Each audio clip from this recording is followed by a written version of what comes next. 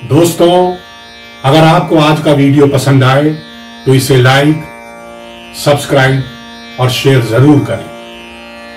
अगर आप किसी खास विषय पर, किसी खास टॉपिक पर, किसी खास सब्जेक्ट पर कोई वीडियो देखना चाहते हैं तो हमें कमेंट बॉक्स में अपने विचार देकर सूचित करें। हम पूरी कोशिश करेंगे कि अच्छा, इंफॉर्मेटिव, एक बढ़िया वीडियो आपके लिए पेश कर सके। आइए अब आज का वीडियो एंजॉय करते हैं। टेसू पलाश के फूल खिल गए हैं, देखो रे कान्हा हमें रंग मिल गए। होली एक ऐसा त्योहार जो अपने रंगों, अपनी खुशबू, अपने प्रेम के लिए पूरी दुनिया में मशहूर है। होली का ये पर्व फागुन महीने की पूर्णिमा को आता है। होली सबसे पुराने हिंदू त्योहारों में से एक है। ये संभवतः ईसा के जन्म से कई शताब्दियों पहले शुरू हुआ था। इसके आधार पर होली का उल्लेख हमारी कई धार्मिक पुस्तकों में भी मिलता है, जैसे कि जैमिनी का पूर्वा मीमांसा सूत्र और कथक ग्राम सूत्र। यहां तक कि प्राचीन भारत के मंदिरों की दीवारों पर भी होली की मूर्तियां और आकृतियां बनी हुई मिल जाएंगी। विजयनगर की राजधानी हम्पी में 16वीं शताब्दी का एक मंदिर है। मंदिर में होली के कई अद्भुत दृश्य हैं, जिनमें राजकुमारों, राजकुमारियों और आम प्रेमियों को रंग खेलते हुए दिखाया गया है। इस मंदिर में रंग बिरंगा जल और टेसू पलाश के फूल के रंग आपको दिखाई देते हैं, जो राजमहल में पानी के लिए चिचड़ी रखते हैं। पौराणिक कथाओं पर अगर जाएं तो एक शक्तिशाली राजा हिरण्यकश्यप था।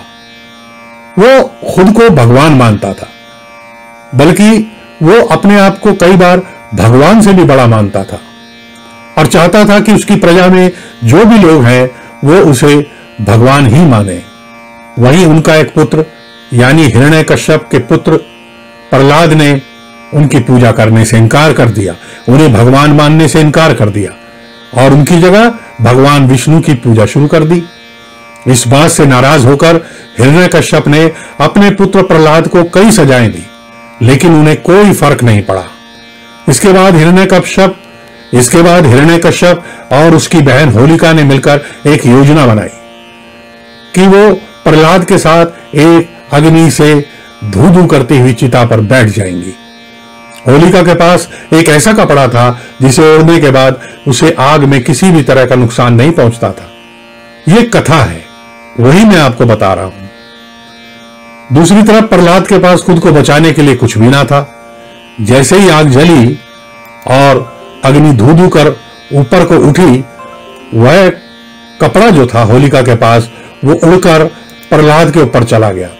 इस तरह प्रहलाद की जान तो बच गई, लेकिन होलिका उस अग्नि में स्वाह हो गई। यही कारण है कि होली का त्योहार होलिका माई के नाम पर बुराई पर अच्छाई की जीत के प्रतीक के रूप में मनाया जाता है। होलिका दहन के दिन यही पवित्र अग्नि गांव-गांव, कस्बों में जलाई जाती है।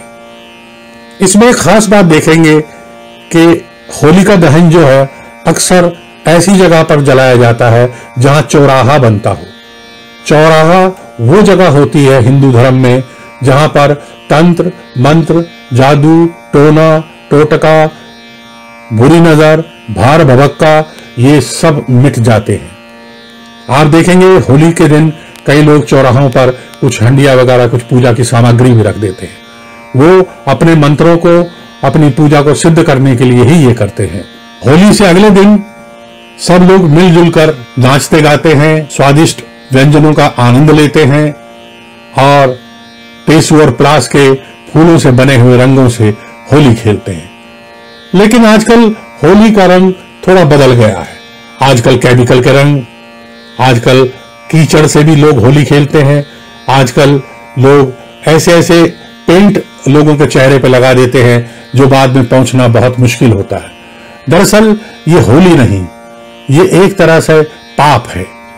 इस तरह करने से आप दूसरे को कष्ट देकर स्वयं को आनंदमयी नहीं बना सकते हैं। होली में राधा और कृष्ण की पावन प्रेम कहानी भी जुड़ी हुई है।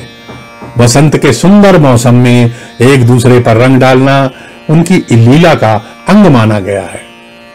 बरसाने की होली कौन भूल सकता है, जहां कृष्ण की ठिठोली पर राधा और उसकी सखियां उन पर डंडों से प्रहार करती हैं और वो स्वयं को बचाते हैं, दौड़ते हैं और उन पर रंग डालते रहते हैं।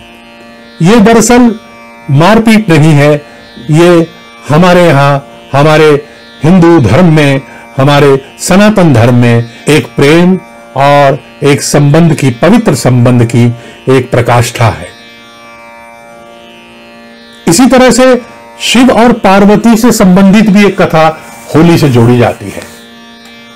हिमालय पुत्री पार्वती चाहती थी कि उनका विवाह भगवान शिव से हो जाए। शिव जी अपनी तपस्या में लीन थे। कामदेव पार्वती की सहायता को आए और उन्होंने पुष्प बाण चला दिया और शिव की जो आराधना, तपस्या जो थी वो भंग हो गई। शिव को क्रोध आया, उन्होंने अपनी तीसरी आंख खोल ली और कामदेव को श्राप दे दिया और उन्हें भस्म कर दिया, ज्वाला में जला दिया। लेकिन जब शिव ने पार्वती जी को देखा तो उन्होंने कहा, ओह, ये क्या हो गया। पार्वती की आराधना तो सफल हो गई, शिव जी ने उनको पत्नी के रूप में स्वीकार भी कर लिया, लेकिन कामदेव का क्या होता। फिर उनकी पत्नी रति ने विलाप किया और शंकर भगवान ने उनको पुनः जीवित कर दिया। इस तरह से यह होली में पुनः जीवित होने की जो कहानी है वो ये है कि हम अपनी खुशियों को, अपने जो हमारे कुदरती भाव जो हैं, हमारे परिवार जो हैं, हमारे संबंध हैं, उनको पुनर्जीवित करते हैं। कहते हैं दुश्मन से भी इस दिन गले मिला जाता है ताकि संबंध पुनर्जीवित हो सके। इन कथाओं का दरअसल यही अर्थ भी है। ऐसे ही कंस ने मथुरा के राजा वासुदेव से जब उनका राज्याधिकार छीन लिया और उन्हें जेल में डाल दिया, तब उसके बाद उन्होंने अपनी अधीन काम करने वाली पूतना को यह कहकर बच्चों को मारने के लिए कहा, ताकि जो उनको आकाशवाणी हुई थी कि 8वां बच्चा जो है वो तुम्हारा वध करेगा। तो पूतना ने ऐसा करना शुरू किया। उसने एक सुंदर स्त्री का रूप धारण किया और महिलाओं के बीच जा जाकर उसने उस बच्चे को, हर बच्चे को, जो नवजात बच्चा था, दूध पिलाना शुरू किया। इससे हजारों बच्चों की मौत हो गई। लेकिन आखिर में भगवान विष्णु की कृपा से उन्हें पहचान लिया गया और पूतना को पहचानने के बाद उसका वध कर दिया गया। ये फागुन पूर्णिमा का दिन था, अतः पूतना वध की खुशी में भी होली मनाई जाती है, ऐसा कहा जाता है। होलिका दहन में पूजा पाठ का विशेष महत्व होता है। हम होली को आजकल सिर्फ नशा करने, शराब पीने या सिर्फ नाचने कूदने के काम में ही व्यर्थ कर देते हैं, जबकि होलिका के दिन ग्रहों का ऐसा योग बैठता है कि अगर आप पूजा पाठ करें, अगर आप सही मंत्रों का उच्चारण करें तो आपको बेहद लाभ हो सकता है। होलिका के दिन आप देखेंगे कि तांत्रिक क्रियाएं विशेष रूप से अपना फल देती हैं। होलिका दहन के पूर्व आप स्नान कर लें, स्वच्छ वस्त्र पहन लें, एक श्रीफल अपने एवं अपने परिवार के सदस्यों के ऊपर से 7 बार क्लॉकवाइज, घड़ी की सुई जिस दिशा में चलती है वो करके उतार दें। यदि किसी सदस्य को ज्यादा परेशानी है तो उसके लिए अलग से श्रीफल उतारें। और एक चीज और करें, आप 3 काली मिर्च, 3 काले तिल और 1 लौंग लेकर भी सर से उतार सकते हैं, जिसे मृत्युप्रद कष्ट हो या कोई बहुत ही संकट से गुजर रहा हो, और इन सबको किसी बहते जल में प्रवाहित कर दें। जब आप श्रीफल को सर से उतार लें तब अपने देवता का ध्यान करें, अपने पितरों का ध्यान करें और होलिका में जाकर इस श्रीफल को डाल दें और अपने परिवार के लिए ईश्वर से शुभ कामनाओं की इच्छा करें और उनसे गुहार लगाएं। अवश्य ही आपका जो मन है वो शांत होगा, आपकी जो इच्छा है वो पूर्ण होगी। थोड़ा सा भोग, मीठा भोग, वो भी आप इस दिन होलिका को जरूर प्रस्तुत करें।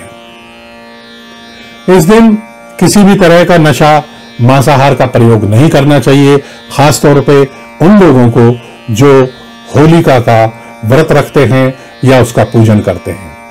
इस दिन पशु पक्षियों को अन्न देना, दाना देना, ब्राह्मणों को भोजन कराना, मंदिर में जाकर दर्शन करना, राधा कृष्ण के दर्शन करना, शिव पार्वती के दर्शन करना, ये बहुत ही लाभदायक होता है। जो लोग किसी तरह के शारीरिक कष्ट से उलझे हुए हैं और बार बार कोशिश करने पर भी अपने नुकसान, अपने शारीरिक कष्ट से छुटकारा नहीं पा रहे हैं, वो क्या करें कि आटे को ले, गूंदा हुआ आटा, और उसको थोड़ा सा हाथ में ले ले और हाथ में हल्का सा सरसों का तेल लगा ले और उसको मल के उसके लंबे लंबे, जो जैसे गट्टे की सब्जी बनाते समय धागे से बनते हैं वैसे धागे से बना ले और उसके 11 टुकड़े करके आप किसी भी निर्जन स्थान में रख दें जहां कोई चील, कौवे और कोई और पक्षी उसको ग्रहण कर सके।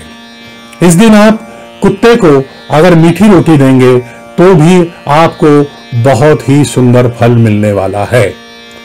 इस दिन आप ओम ह्राम ह्रीम ह्रौम सः सूर्याय नमः इस मंत्र का जाप करेंगे तब भी आपको बहुत लाभ होगा।